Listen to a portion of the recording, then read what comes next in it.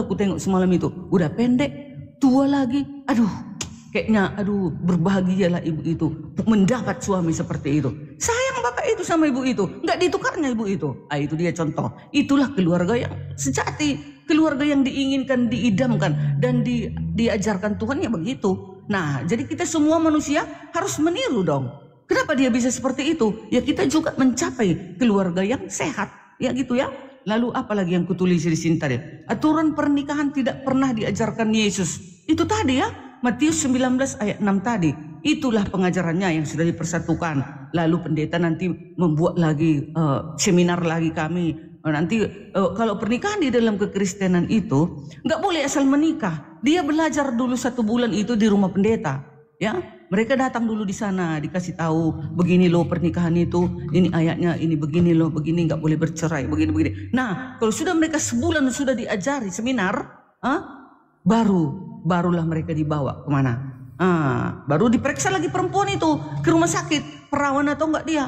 Itu diperiksa kalau di kekristenan. Dia itu diperiksa. Kalau hamil dia nggak boleh diberkati itu di gereja, nggak boleh. Hanya didoakan saja di rumah. Di dalam gereja itulah saking kudusnya gereja itu. Bayangkan kalian itu. Nggak boleh orang yang hamil kalau ada pun berani pendeta yang hamil diberkatinya, diangkatnya tangannya ke kepala pria dan wanita itu melanggar peraturan. Nggak bisa. Jadi harus yang pernikahan awal itu yang suci, yang betul-betul lah masih bersih, gitu. Lalu itulah saking kudusnya orang Kristen. Baru apalagi? Timotius itu tidak kenal dengan siapa? Yesus. Kan dia kan kerabat Paulus. Tentu diilhami oleh siapa? Tuhan. Ada lagi aturan pernikahan tidak? Apakah itu untuk jemaat? Apakah itu juga untuk jemaat penilik gereja harus mempunyai 1 istri? Iya dong. Kan nanti kami beraturan. Nanti kan berganti-gantian itu. Keliling. Kalau banyak jiwanya nanti semua dapat itu. Jadi kita harus berlomba-lomba melakukan kebaikan di keluarga kita agar kita juga nanti begitu dipilih. Tahu kalian, hanya untuk mengambil persembahan itu sudah termasuk pengurus gereja itu. Ini bawa apa itu loh persembahan yang 1000 suka hati orang ngasih untuk persembahan untuk ditempatkan di rumah Tuhan supaya ada untuk kebersihan dan segala macam perawatan gereja. Itu penilik itu yang bawa itu harus 1 istrinya itu. Itu bukan dia saja nanti itu. Nanti pengurus mengambil persembahan itu banyak. Kalau banyak jemaatnya nggak mungkin cuma 2. Dipilih lagi, nanti putar lagi, ganti lagi. Jadi semua itu harus 1 istrinya gitu. Oke, mantap. Gitu, ya, teman-teman di bawah sebelum Nora, ini biasanya kalau itu Darni yang bicara, Oten di bawah nggak ada typing. Tapi kalau sudah Nora nanti bicara, Oten di bawah kepanasan typing. Itu wajib kalian balas typingannya ya. Tugas di bawah ya. Oke, lanjut Nora. Nah, begini ya. Tadi Kak Dani mengatakan Elohim menciptakan manusia pertama Adam, tapi hanya punya 1 istri. Kan begitu. Itu tetap tidak ada di dalam perjanjian lama melarang berpoligami. Bahkan perjanjian lama itu menceritakan poligami itu sangat mengerikan. Sangat mengerikan. Baru datang di dalam perjanjian baru, makanya datang kedatangan Yesus. Melarang poligami. Yesus tidak pernah melarang poligami. Gak ada. Kalau kalian memang mengikuti Yesus tidak nikah. Kenapa kalian menikah? Lebih bagus kalian jangan menikah. Jelas.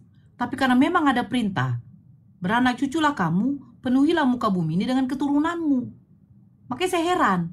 Mereka ini Kristen dilema. Yesus tidak menikah, mereka menikah. Yesus tidak melarang poligami, ya kan? Mereka mengatakan poligami itu adalah berzina. Makanya bingung ajaran mereka ini dilema. Datang si Paulus mengatakan kalau tidak bisa menguasai hawa nafsu, janda-janda boleh menikah. Sebaiknya menikah, lebih baik menikah katanya. Tapi di dalam surat Matius lagi mengatakan orang yang bercerai karena berzina ketika dia menikah lagi itu adalah zina. Bentrok mereka ini. Tadi saya sudah katakan di dalam 1 Korintus 7, Paulus sendiri, kalau kalian memang mengimani surat Paulus mengatakan kalau janda-janda ini dengan laki-laki ini tidak bisa menahan hawa nafsunya, ya kan? lebih baik kamu kawin. Kan tidak ada dihususkan. Oh, kalau kamu bercerai karena perzinahan, tidak boleh kawin. Tapi kalau kamu bercerai karena memang meninggoy, ya boleh kawin. Tidak ada dikatakan 1 Korintus begitu. Kalau kau tidak bisa menguasai hawa nafsumu, lebih baik kamu kawin. Kalian menentang poligami. Yesus tidak ada melarang poligami. Di mana larangan Yesus? Kita buka di dalam Matius 19. Mengenai perceraian. Setelah Yesus selesai dengan pengajarannya itu, berangkatlah ia dari Galilea dan tiba di daerah Yudea yang di seberang sungai Yordan. Orang banyak berbondong-bondong mengikuti dia dan La pun menyembuhkan mereka di sana. Ia pun menyembuhkan mereka. Maka datanglah orang-orang Farisi kepadanya untuk mencobai dia. Mereka bertanya, apakah diperbolehkan orang menceraikan istrinya dengan alasan apa saja? Jawab Yesus, tidakkah kamu baca bahwa ia yang menciptakan manusia sejak semula menjadikan mereka laki-laki dan perempuan, dan firman-Nya. Coba ya, telaah baik-baik. Ini firman-Nya siapa? Firman-Nya Elohim, bukan firman-Nya Yesus. Dan firman-Nya, sebab itu laki-laki akan meninggalkan ayah dan ibunya dan bersatu dengan istrinya, sehingga keduanya itu menjadi satu daging. Demikianlah mereka bukan lagi dua, melainkan satu. Karena itu apa yang telah dipersatukan Allah tidak boleh diceraikan manusia. Poligami saya sudah katakan. Poligami itu bukan menceraikan, menambah. Itu 1 poin dari poligami. Yang kedua, coba baik-baik. Coba Kak Denny baca baik-baik. Sebab itu laki-laki akan meninggalkan ayah dan ibunya dan bersatu dengan istrinya, sehingga keduanya itu menjadi satu daging. Pertanyaan saya, apakah dijelaskan di dalam Bible kalian bahwa Yesus mengatakan sahnya pernikahan kalian dengan pemberkatan dari gereja? Yesus tidak kenal gereja. Makanya saya mau bertanya kepada Yesus. Kalian Kristen yang mewakili ya, saya bertanya, Sus, yes, sahnya pernikahan di dalam Kristen itu seperti apa? Kalau di dalam Islam jelas, terpenuhi dari 5 syarat itu, yaitu apa? Mahar, pasangan, penghulu yang akan menikahkan, wali dari si perempuan, saksi, jelas. Kalau di antara 5 itu sudah terpenuhi, semuanya sudah terpenuhi, sah pernikahan. Tapi salah satu tidak terpenuhi, tidak akan bisa sah. Terus, sebab itu laki-laki akan meninggalkan ayah dan ibunya dan bersatu dengan istrinya, sehingga keduanya itu menjadi satu daging. Bukan berarti itu melarang poligami. Asalkan mereka udah sah menjadi suami istri. Pertanyaan saya, sahnya pernikahan di dalam Kristen itu seperti apa? Yang dikatakan oleh Yesus. Yesus hanya mengatakan laki-laki kalau dia meninggalkan rumah ayah dan ibunya, dia bersatu dengan istrinya, mereka akan menjadi satu daging. Nah, menjadi satu daging ini bagaimana caranya? Pemberkatan di gereja. Di mana ada tertulis ada pemberkatan gereja di dalam Bible? Kan gak ada. Terus siapa yang membuat kalian mengatakan sahnya pernikahan di dalam Kristen itu adalah pemberkatan di dalam gereja? Siapa yang bisa melegalitaskan langsung? Bukankah kalian pengikut Yesus? Nah, ini pertanyaannya Kak Derni. Saya bingung. Sahnya pernikahan di dalam Kristen itu bagaimana? Pemberkatan di dalam gereja. Kalau pemberkatan di dalam gereja, itu peraturan siapa yang buat? Yesus atau oknum?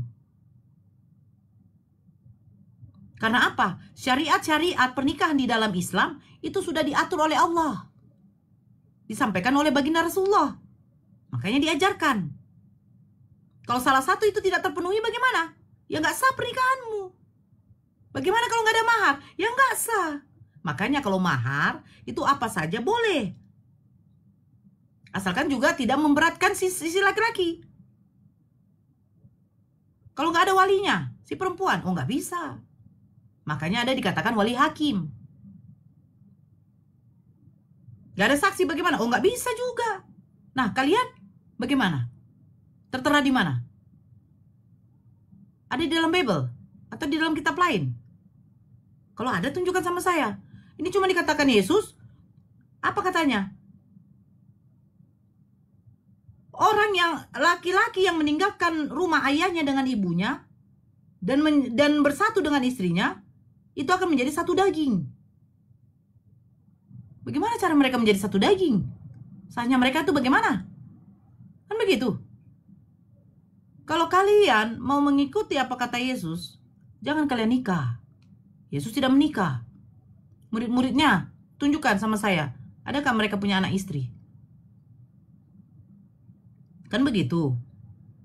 Kalau kalian juga menentang poligami, loh Kak Dian ini kan bilang mengatakan, saya tidak mengatakan kalau nabi-nabi dulu itu berzina karena mereka berpoligami. Loh, sekarang Islam melakukan poligami, kenapa kalian mengatakan kami tidak seperti kalian gonta-ganti istri? Sejak kapan poligami gonta-ganti istri? Ada nggak dikatakan Allah di sini di dalam Bible kalian dibenci perceraian? Nggak ada kan? Nggak ada. Tunjukkan satu data sama saya, di mana Elohim membenci perceraian. Itu salah satunya. Jadi kalau Kak Derni ya, kamu mengatakan dari beberapa ayat dari Bible kamu, saya tidak nentang. Tapi Kristen tidak sadar. Data-data yang kalian berikan kepada kami, itu saling berbenturan. Saya buka di Timotius, berbeda. Saya buka di Korintus, berbeda lagi cerita. Saya buka di Matius, berbeda lagi cerita. Jadi mana yang mau dipegang?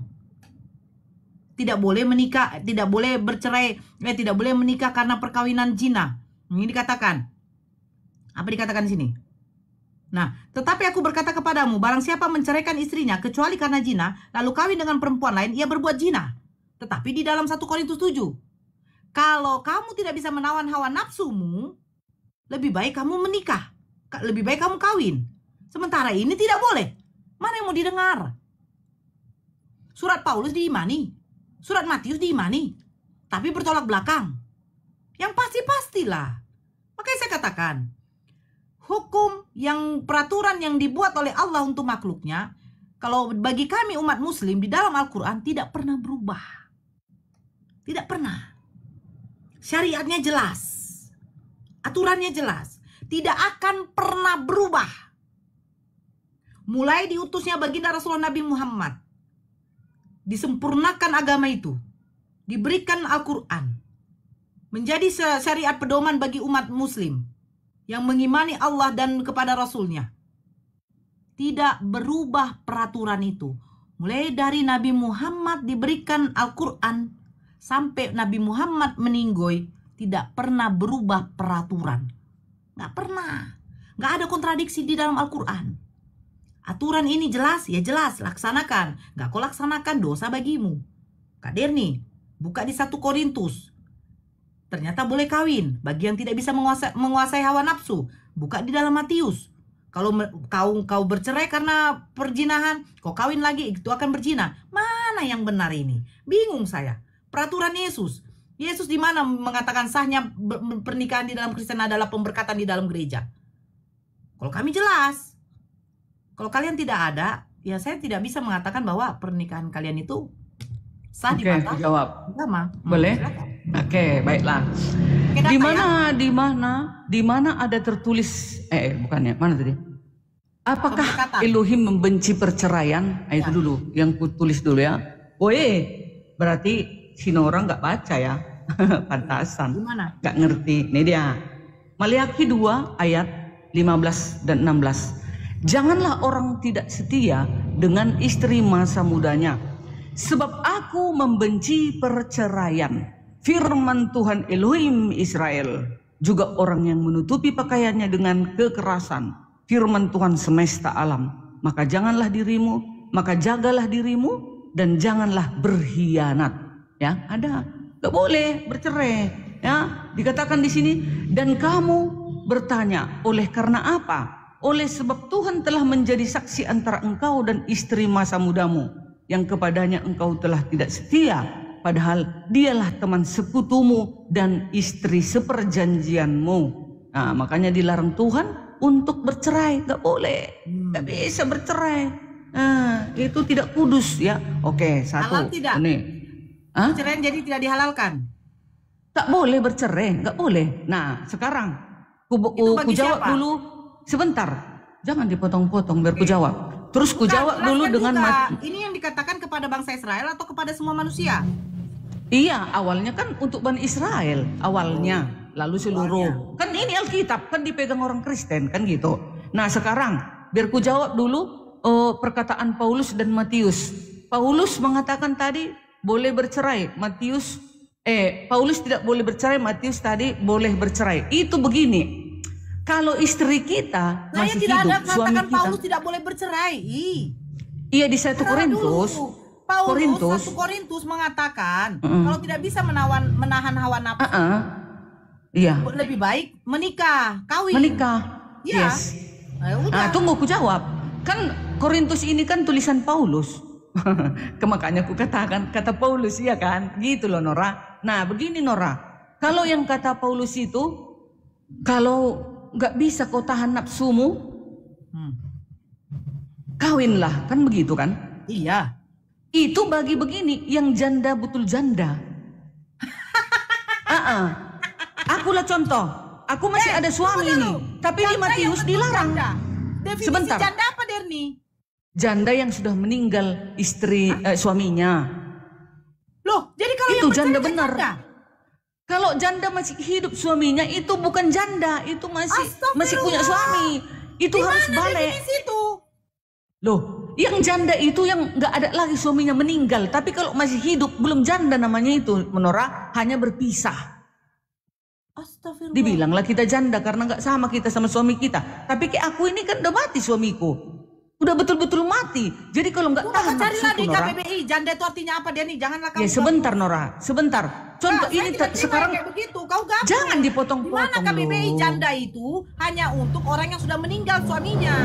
Sekarang ku jawab dulu perkataan Paulus dan Matius. Paulus mengatakan kalau kau tidak tahan boleh kawin. Kan begitu. Tapi kalau Yesus mengatakan kalau masih ada suamimu, jangan kau bercerai. Mau ada pun nafsumu, mau enggak ada pun nafsumu, kalau kita masih punya suami, kita harus tahan diri. Gak bisa. Sebelum suami kita itu mati. Itu perbedaannya itu. Jadi kalau yang tadi yang dikatakan Paulus itu, kalau enggak tahan, itu karena aku janda udah mati suamiku. Kalau enggak tahan aku, boleh menikah. Tapi kalau aku tahan, tetaplah setia dan mengabar Injil lah aku terus. Tapi kalau aku kegatelan, apaku ini, memekku ini, ya udah kawin. Jangan membuat dosa. Kan gitu. Jangan membuat dosa, jangan nanti kukoling-koling suami tetanggaku. Atau kukoling si blender. Bentar. Kukoling si temon. Ya, temuan cincin kita padahal suamiku ada. Gak boleh. Begitu ya. Begitulah di Kristen. Jadi makanya pernikahan itu sakral. Tunggu dulu. Banyak kali ku catat ini. Perjanjian lama tidak melarang poligami. Bingung ajaran mereka ini.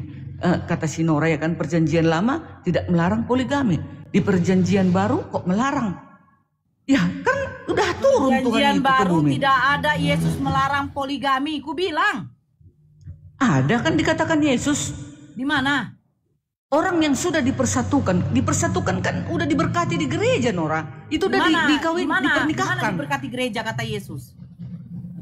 Nah, ini tulisan ini Matius 19 ayat 6, lalu pendeta yang menerangkan kepada kami. Dari mana begitu, data Nora? pendeta itu? Dari sinilah datanya, dari Matius 19 ayat 6 ini. Orang yang sudah dipersatukan Elohim, tidak boleh diceraikan oleh manusia. Nah, saya bertanya, poligami itu bercerai atau menambah? Poligami itu ya nambah. Ya udah, mana ada bercerai? Pasti sudah berantakan kan kalau sudah berpoligami. Siapa yang mengatakan berantakan? Kau perhatikan Nora, ada rupanya yang akur berpoligami itu. Oknum Derni. Makanya kau dengarkan kalau saya ngomong. Ayo coba dulu tanya seluruh. Kau tanya dulu Nora. Suamimu lah ada. Kau diduain, mau kau? Kalau uangnya banyak nggak masalah saya. Kalau uangnya banyak nggak masalah saya. Oke, blender. Kalian cowok-cowok Islam, teman-teman Islam. Nah, kalau kalian nanti memperistrikan si Nora, kalian boleh kawin 4 kali katanya. Boleh, halal. Oke, halal kata si Nora. Halal, boleh. Halal. Makan batin lah kau. Halal. Busuk lah hati kau itu. Bukan, lucunya begini Derni. Kenapa kita tidak boleh poligami? Sebentar. Karena apa? Kristen itu miskin. Kok miskin? Miskin. Nggak tahu kau, aku di sekitarku banyak yang miliar-miliaran. Satu istrinya. Aku adil. Nah, Kristen tidak bisa berpoligami karena miskin.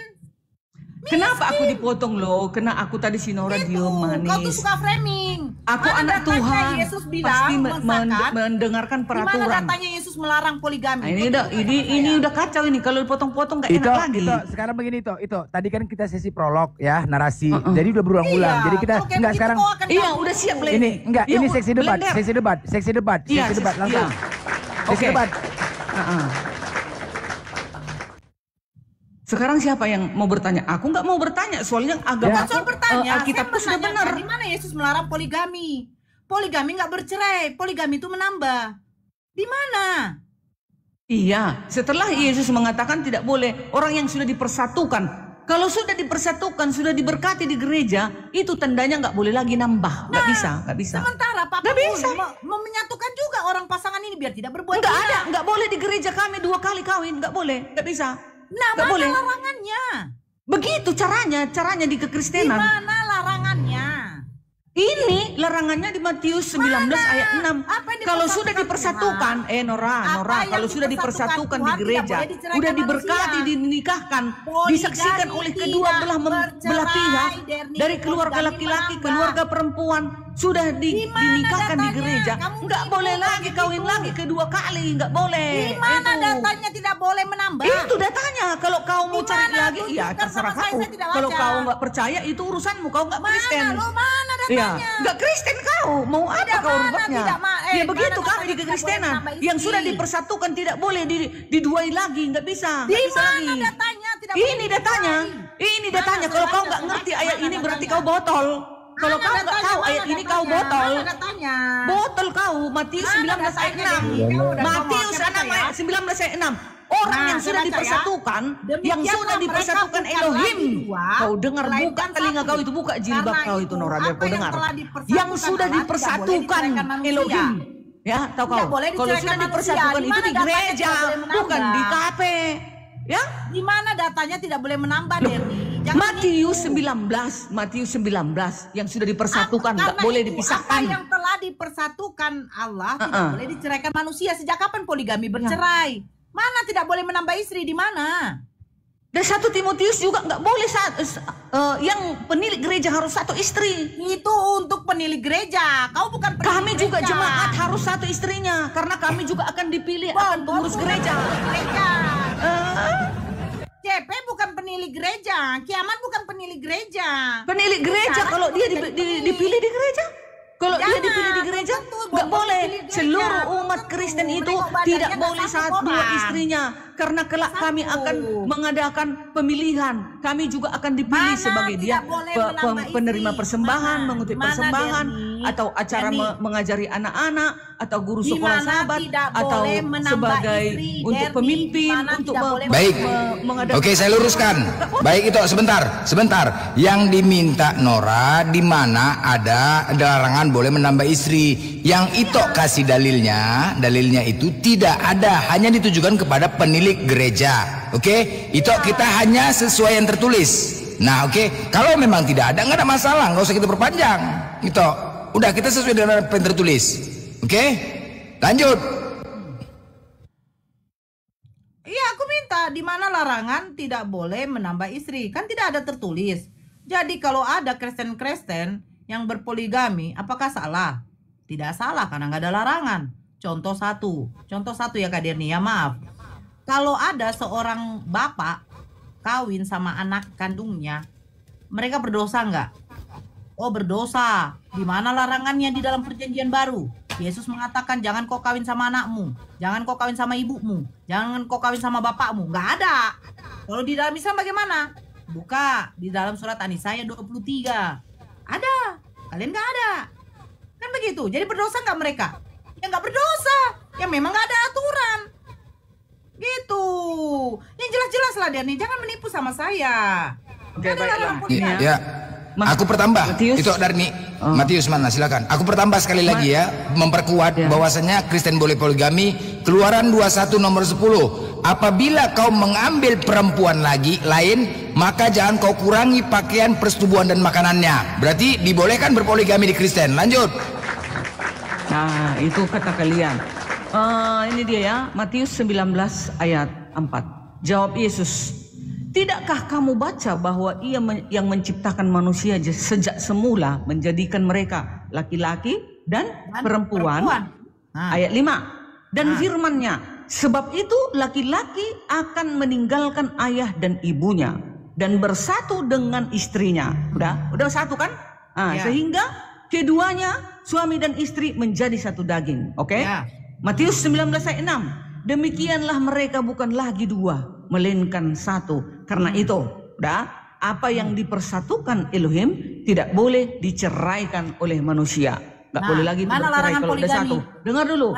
Matius 19 ayat 7. Kata mereka kepadanya, jika demikian apakah sebabnya Musa memerintahkan untuk memberikan surat cerai jika orang menceraikan istrinya?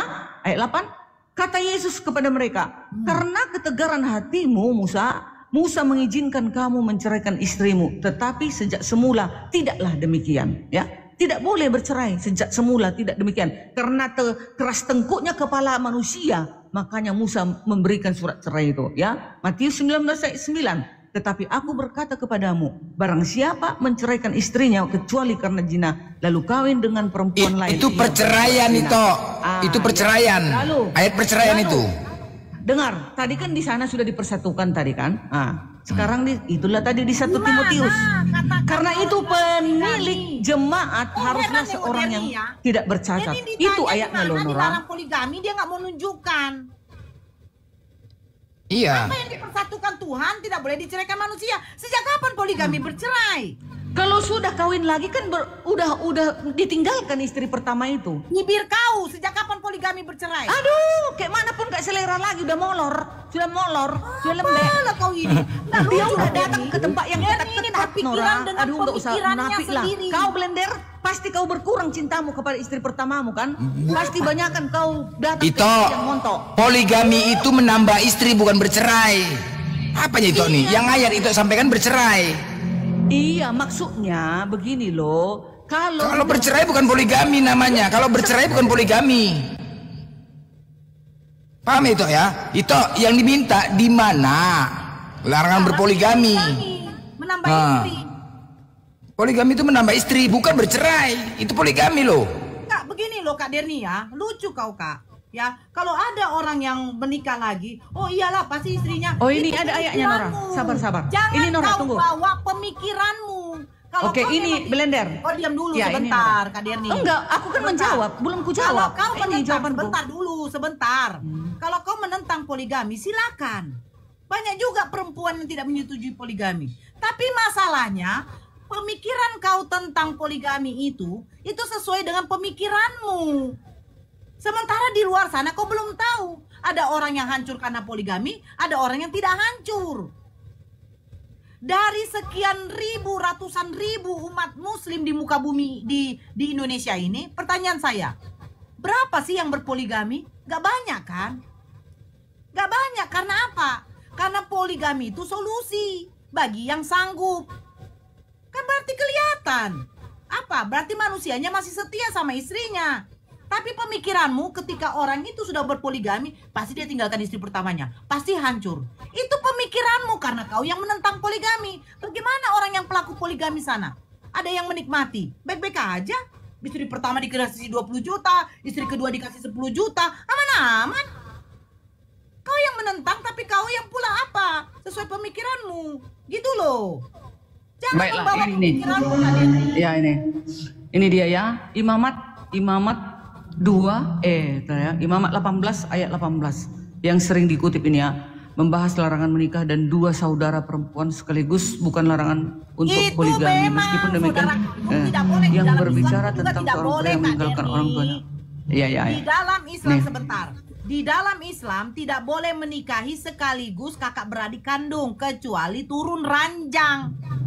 Seperti apa? Dia sudah cerai dari istri pertamanya, kawin sama dia sudah cerai, kawin sama adik kandungnya, nggak apa-apa. Tapi kalau menikahi langsung kedua-duanya itu tidak boleh. Jelas. Taunya saya Imamat 18. Kau mau minta tulisan gitu ya ayatnya ya, jangan begini gitu ya. gitu Itu ya. poligami, itu tahu nggak itu? Misalkan aku sama itu nih menikah, udah. Terus karena itu tak bau, aku menikah lagi sama Nora. Itu nggak aku ceraikan, aku menikah nambah. Itu poligami loh. Iya. Tapi kalau poligami itu identiknya pasti berantakan. Gini ya. Nah, Itu- itu pemikiran. dengar. Nah, Jadi meskipun Jangan dengar. bawa pemikiran Jadi meskipun pada Taurat diri. tidak secara eksplisit melarang poligami, ada indikasi bahwa monogami adalah standar yang diinginkan Elohim, terutama yang terlihat dalam perjanjian baru. Oke, Nah, itu. sekarang dengarkan. Makanya Dengarkan kalau ini. kita lihat Yang Nora selesai di masalah perjanjian ini. lama, Kita tutup- sebentar kita Nora, tutup statement sedikit ini. lagi, Sebentar, Kak sedikit Denny. lagi Nora. Sebentar. Begini Kak Derni ya. Saya tadi sudah jelaskan, Kak Derni jangan bawa pola pemikiranmu Kak Derni. Jangan. Ada orang yang menikmati poligami di luar sana. Cuman masalahnya tidak ada di depanmu. Yang di depanmu ada orang yang berpoligami tapi hancur. Dan kau membawa itu namanya oknum. Saya sudah katakan dari awal. Ya. Persyaratan poligami yang ditetapkan oleh Allah itu apa? Jikalau kamu bisa berlaku adil kepada istri-istrimu, silakan. Tapi kalau kamu masih ragu dan tidak bisa berlaku adil, lebih baik satu aja. Itu dikatakan Allah di dalam Al-Quran. Lebih baik satu aja. Nah kalau ada oknum, ya, pantentengon, sudah tahulah dia meret dalam keuangan, nafsunya saja dia gunakan untuk berpoligami, akhirnya hancur. Itu oknum Kak Derni. Karena Allah sudah mengatakan kalau tidak bisa berlaku adil, lebih baik satu saja. Berarti apa? Laki-laki harus sadar diri juga. Sadar dirinya apa? Kalau rasamu tidak bisa kau berlaku adil kepada istri-istrimu kelak, jangan kau berniat mau berpoligami. Itu dikatakan di dalam Al-Quran. Jadi poligami itu tidak gampang Kak Derni. Contoh blender penghasilannya cuma 5 juta. Dikasih istri pertama 3 juta. Mau berapa istri keduanya? Sementara hidupnya pas-pasan. Itulah dulu satu contoh. Makanya kalau tetap blender mau kawin kayak begitu, hancurlah. Berarti apa? Dia tanggung sendiri konsekuennya. Dia berdosa. Sudah menzolimi istri-istrinya. Jadi poligami itu tidak gampang Kak Derni. Makanya saya katakan, berapa juta umat muslim di muka bumi ini ataupun di Indonesia ini, berapa sih yang berpoligami? Pasti bisa dihitung dengan tangan. Berarti kan tidak gampang berpoligami itu. Jangan bawa pemikiran Kak Derni lah. Orang berpoligami itu pasti rusak, makanya kami dilarang. Jangan bawa kayak begitu Kak Derni. Karena poligami itu hanyalah solusi bagi yang mereka bisa berlaku adil. Itu maksudnya. Jadi jangan kalian mengatakan poligami itu berzina, menentang. Apa yang ditentang? Yesus saja tidak mengatakan dilarang kamu menambah istri, sebab itu adalah berzina. Di mana? Gak ada. Gak ada. Karena memang zaman dahulu poligami itu udah berlaku. Dan hanya Al-Quran yang membatasi. Zaman dahulu tidak ada batasan poligami. Hanyalah Al-Quran membatasi. Kalau mau berpoligami, paling banyak itu 4 istri. Tidak bisa berlaku adil, lebih baik kamu 1 istri. Udah jelas. Itu loh Kak Denny. Jangan bawa pemikiran. Iya. Sebentar. Ini. Oke itu saya kasih kesempatan untuk membuktikan dalilnya. Tapi itu terserah nanti kami yang menilai ya itu ya. Kalau misalkan tidak ada dalilnya nanti saya akan simpulkan. Oke lanjut. Ya. Dalil toh ya dalil. Dalilnya Matius 19 ayat 8 merujuk pada standar penciptaan awal. Menegaskan kembali bahwa pernikahan seharusnya antara satu laki-laki dan satu perempuan. Yang sudah dipersatukan tadi tidak boleh diceraikan. Nah, itu aja standar. Baik, oke dalilnya standarnya baik.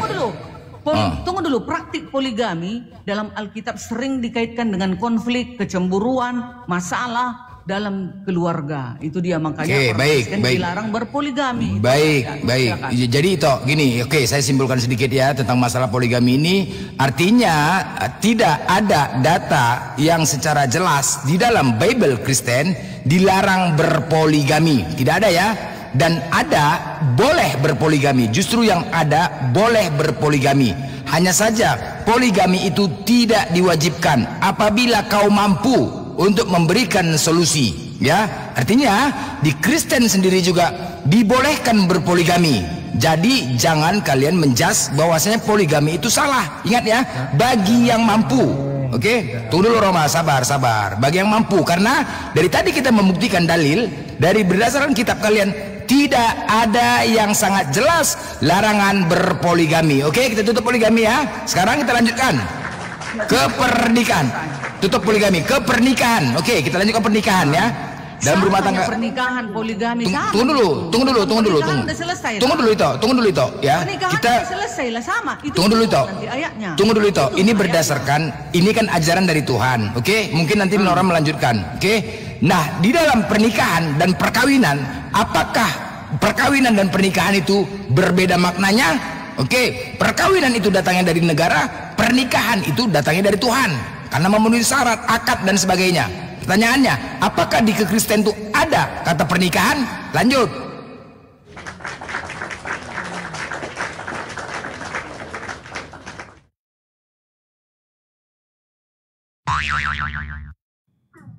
Silakan. Silakan itu. Mungkin itu bisa sebutkan pernikahan karena tadi apa yang sudah dipersatukan, tidak ada perkataan pernikahan. Artinya kalau tidak ada pernikahan berarti yang terjadi selama ini perjinahan. Lanjut.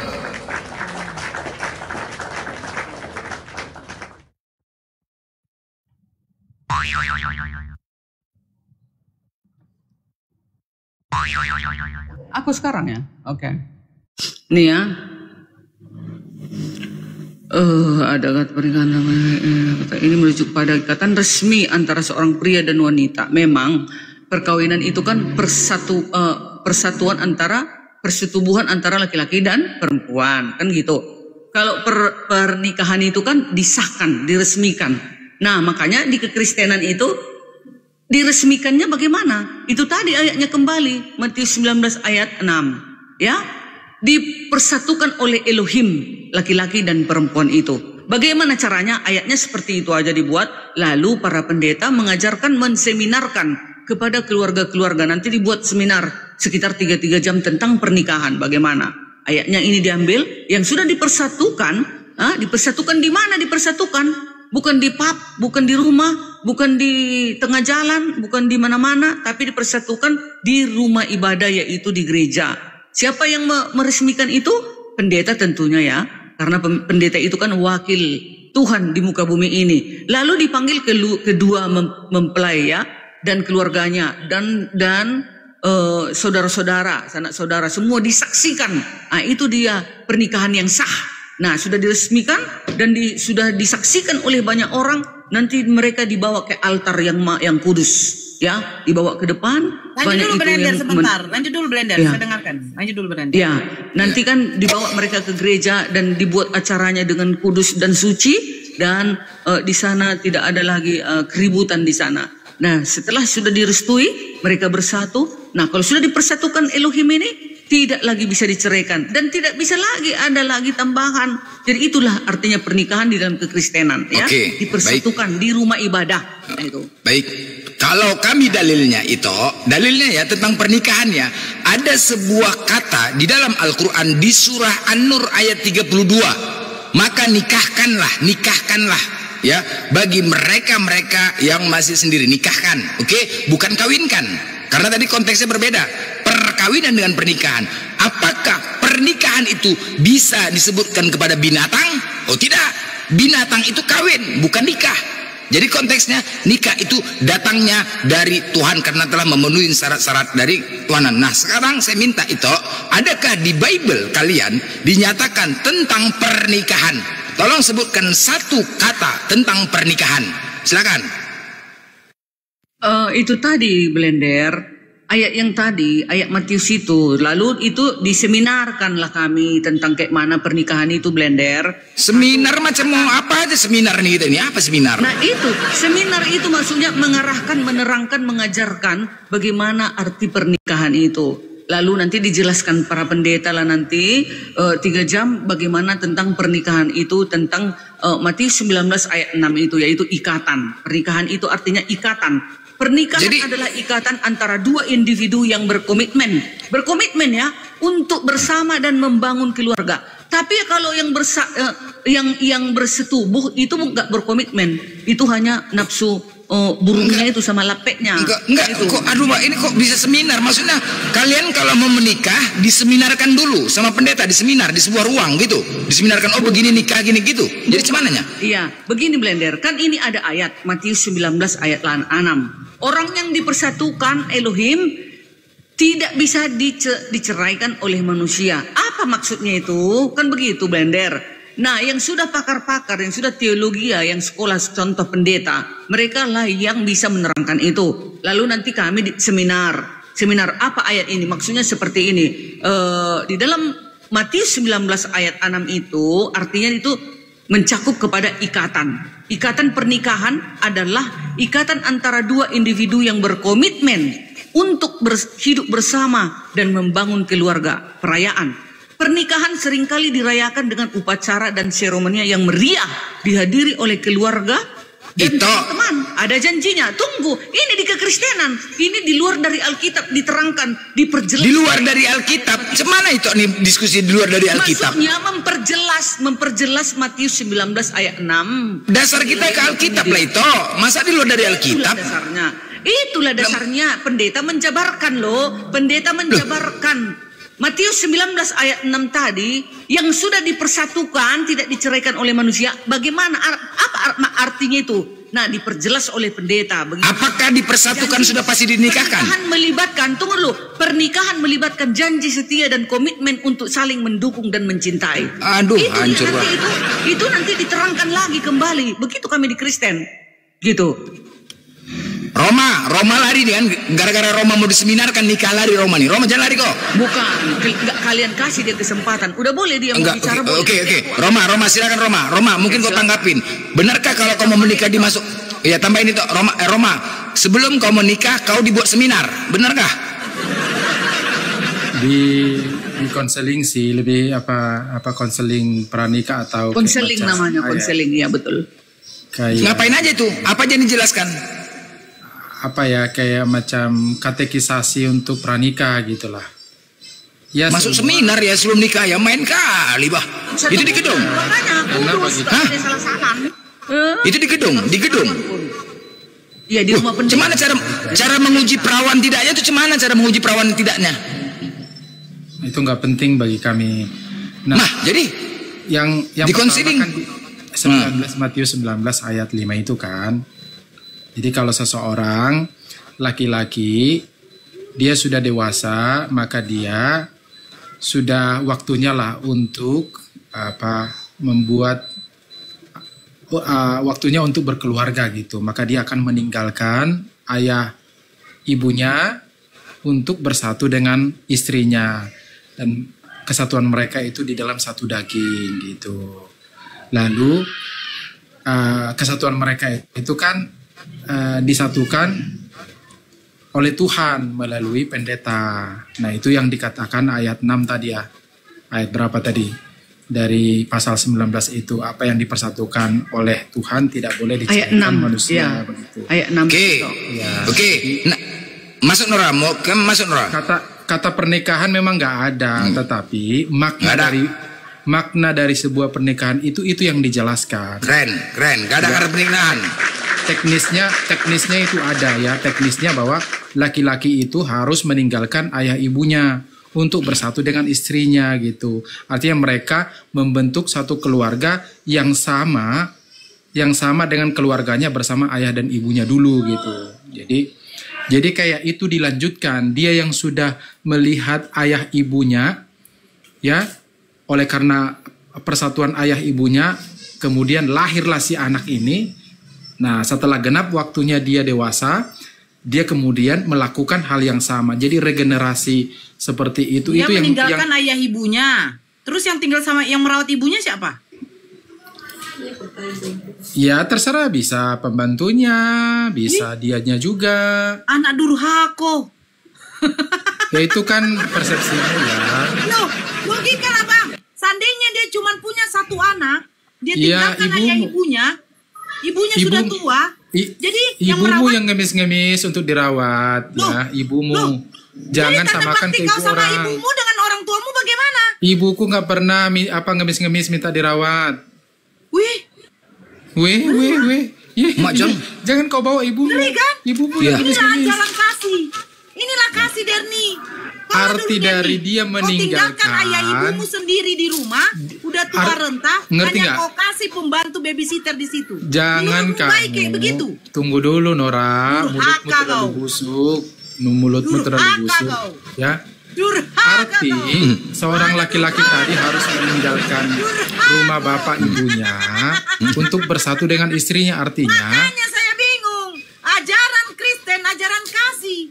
Kau nggak ngerti loh Nora. Tunggu Seorang dulu, laki-laki Nora. akan meninggalkan ibunya. Masa kau nggak tahu artinya itu? Nggak usah kau botol lah.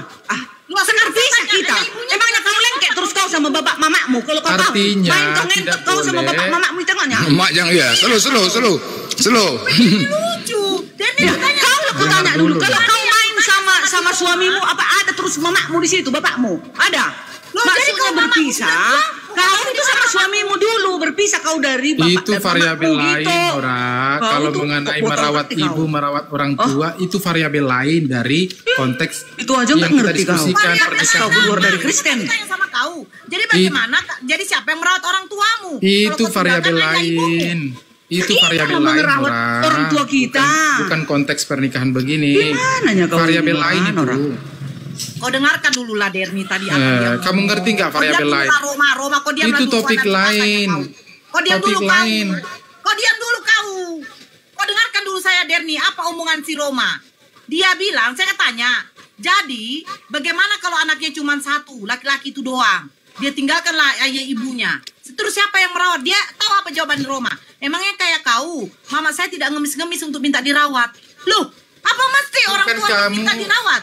Kan kamu ngor ngidul di sini, nggak sesuai dengan konteks. Itu mengenai pernikahan, bukan mengenai merawat orang tua. Nah sekarang saya tanya, Ngerti nggak ketika kamu? kau menikah, Kita tentang pernikahan loh ayah Nora. ibumu.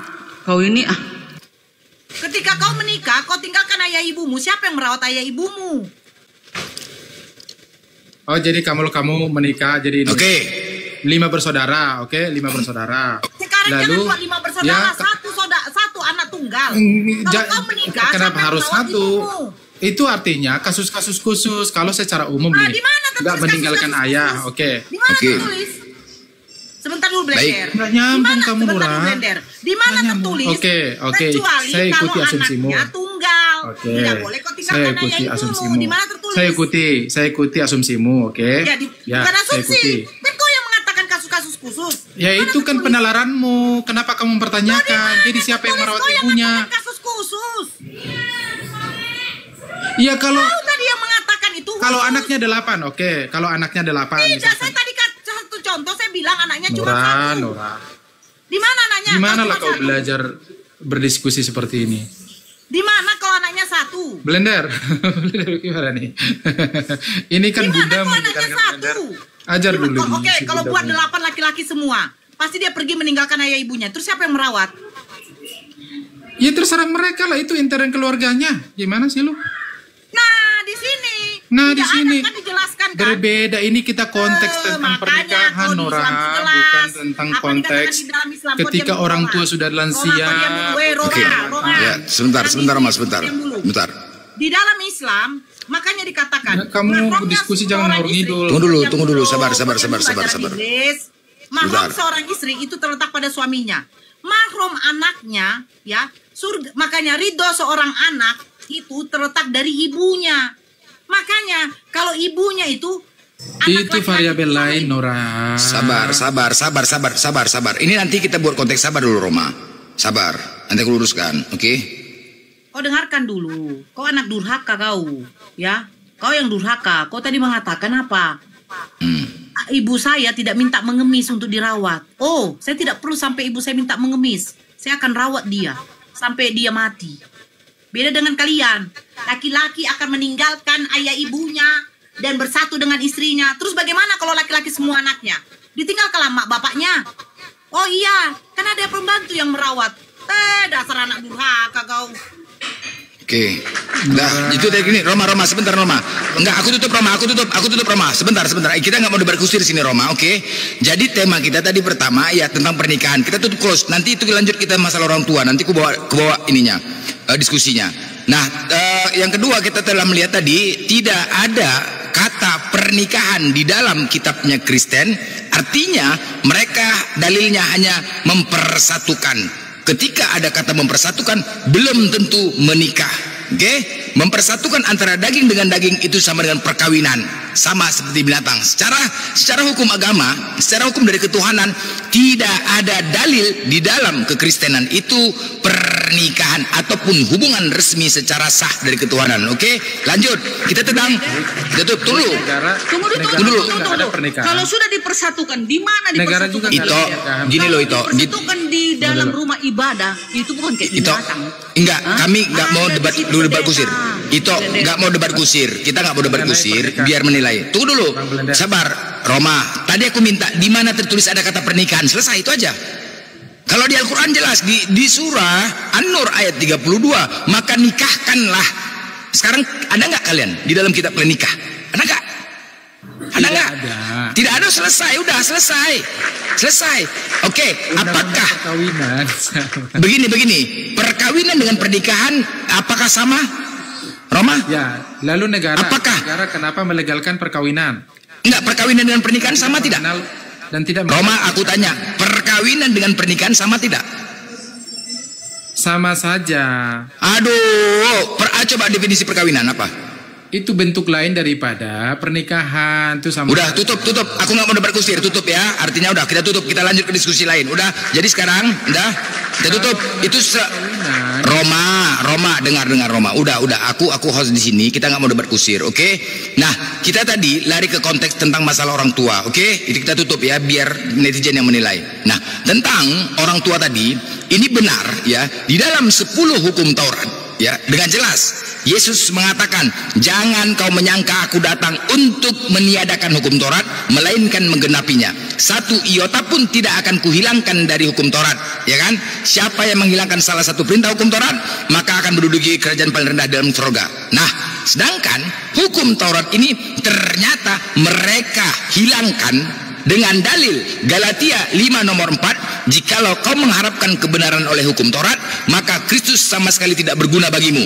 Efesus 2:15, dengan matinya manusia di tiang kayu salib telah membatalkan segala ketentuan dan hukum Taurat.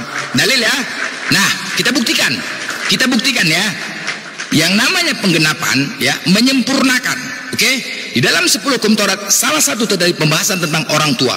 Baik, hormati kedua orang tuamu. Nah, ternyata di kekristenan ini tidak ada kata menghormati, justru bertolak belakang. Ingat ya, bertolak belakang. Salah satu tadi tidak peduli, membenci. 15:26.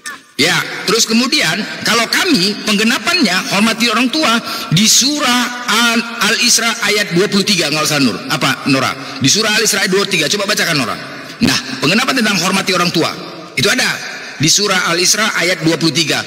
Tidak boleh berkata kepada orang tua. Kemudian di hari tuanya kami juga wajib memeliharanya. Ya.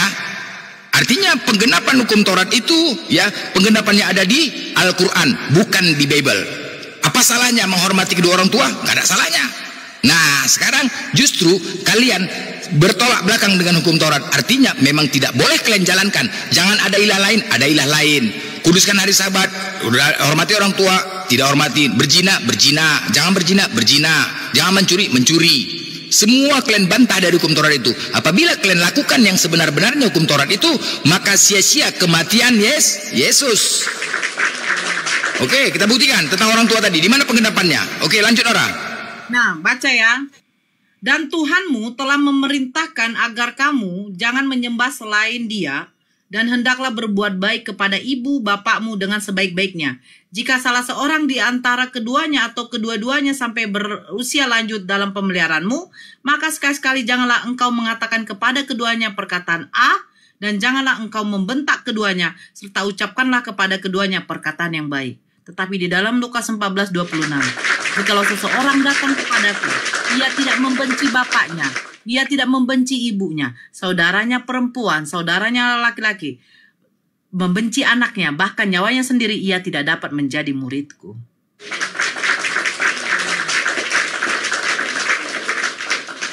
Siapa menjawab? Aku atau si Roma? Aku itu gampang kali jawabnya itu. Silakan. Jika engkau jika engkau tidak membenci saudaramu, aku tidak akan mengasihimu, kata Yesus. Itulah karena botolnya yang membaca nggak mengerti dia apa ayat artinya itu. Jika seseorang saya buka ya. Saya buka ya. Oh, yang tidak tahu baca mungkin ya. Nih, saya buka. Kau bacalah baik-baik, Derni. Kau bilang saya yang botol. Ini udah bosan aku ini. Kalian itu kan sesat ngertikannya. Orang kalian nggak beriman kalau kitab ini. Bukan beriman, makanya ngapain beriman kepada kita? Anti Alkitabnya kalian. Diam kau. Jikalau seorang datang kepadaku dan ia tidak membenci bapaknya, ibunya, istrinya, anak-anaknya, saudaranya perempuan laki-laki, bahkan nyawanya sendiri, ia tidak dapat menjadi murid. Jeder. Selesai. Kau tidak membenci bapak ibumu, kau tidak bisa menjadi murid Yesus. Baca baik-baik, mata jangan digunakan. Clear ya, clear ya. Clear, satu. Jadi ada pembatalan lagi, malas kita. Yang kedua, dilarang jangan berzina. Oke? Boleh gitu, harus kami apa itu? Karena nggak begitu artinya. Salah kalian. Apa? Kalau kau mau menafsirkan, sama nyawa keluarkan sendiri kitab loh. tafsirmu. Kenapa? Mana kitab tafsirmu? Jangan kau menafsirkan sesuka hati Sama kau. nyawa sendiri loh, nyawa sendiri. Ya. Yesus lebih utama katanya daripada semuanya. Hanya Tuhan Yesus yang lebih utama. Itu. Betul lah. Sebentar dulu dari Yesus Tuhan. harus membenci. Bukan membenci. Terutama yang diutamakan itu Yesus, semuanya di atas semuanya itu. Makanya kalian botol. Di situ nggak ngerti dikatakan apa-apa. membenci. Asal congornya kalian aja yang kalian buat. Membenci. Seluruh orang Kristen tahu ayat itu. Bukan kayak kalian. Salah. Oke, itu karena kalian di sini itu sebentar ya, saya meluruskan. Di sini kita meluruskan ya. Artinya menjalankan apa perintah Yesus. Yesus selalu mengatakan, jangan kau menambahi dan mengurangi firman Tuhan, kau disebut pendusta. Oke? Kita meluruskan di sini apa perkataan Yesus. Ya, walaupun kami ya, jadi kita meluruskan posisinya. Jangan ditafsir-tafsirkan. Yesus mengatakan sebab tertulis. Jadi tidak ada tafsiran, jelas bahasa Indonesia yang jelas ya, tidak ada tafsiran tertentu. Kalau katanya membenci, jangan dibilang cinta. Oke? Kita nggak mau debat kusir itu. Kita nggak mau debat kusir. Oke? Nah, silakan. Kita nggak mau tafsiran. Jangan nanti disebut kalian pendusta. Justru kita ribut. Ya, jangan. Nanti kena salib kalian dua-duanya, disalibkan. Aku tanya kalian, Al-Quran kalian. Jangan ditafsir ya. Oke, jawab dulu ini. Oke. Oh, tunggu dulu. Oh, sekarang coba jelaskan dulu ayat ini. Nih dia. Ya, jangan kalian aja yang bertanya. Dari tadi kalian tanya Alkitab kami aja. Nggak takut kami.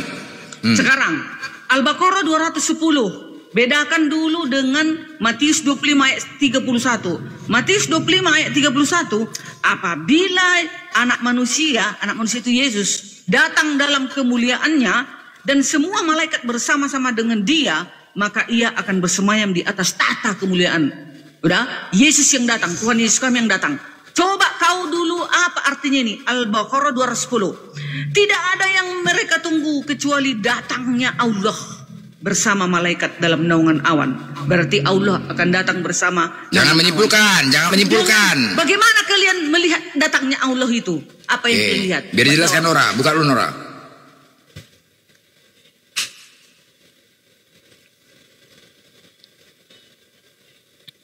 Di mana? Al-Baqarah 210. Ya? Oke. Apa ya? Bagaimana kalian melihat datangnya Allah itu?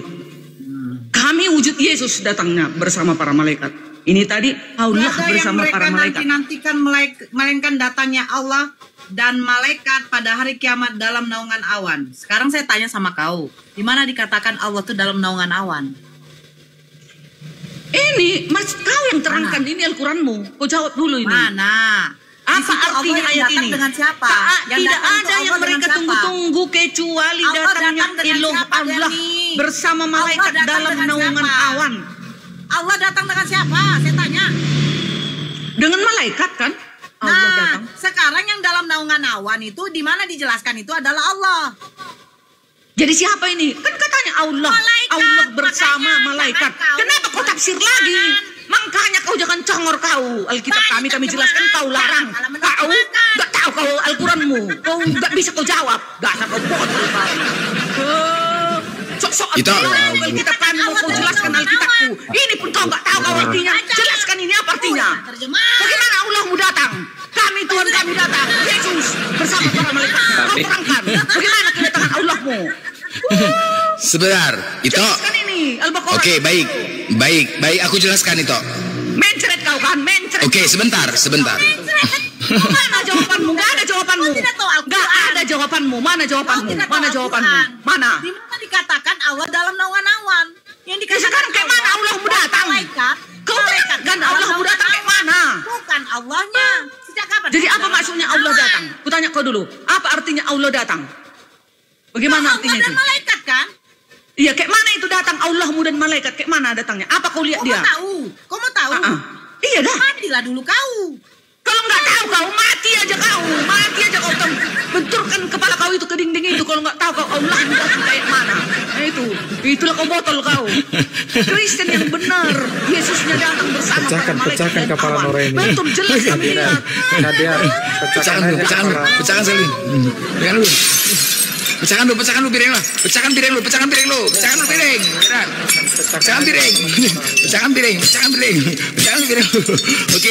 Oke, sebentar. Aku jelaskan ya. Itu jelaskan. Oke. Sebentar itu, aku jelaskan tentang Al-Qur'an kami, oke? Al-Qur'an kami ya. Ayat-ayatnya terjemahan Allah itu maha tahu dengan apa yang dia ciptakan. Semua manusia memiliki pemahaman yang berbeda-beda. Allah yang ciptakan manusia, ada yang pintar, ada yang longo.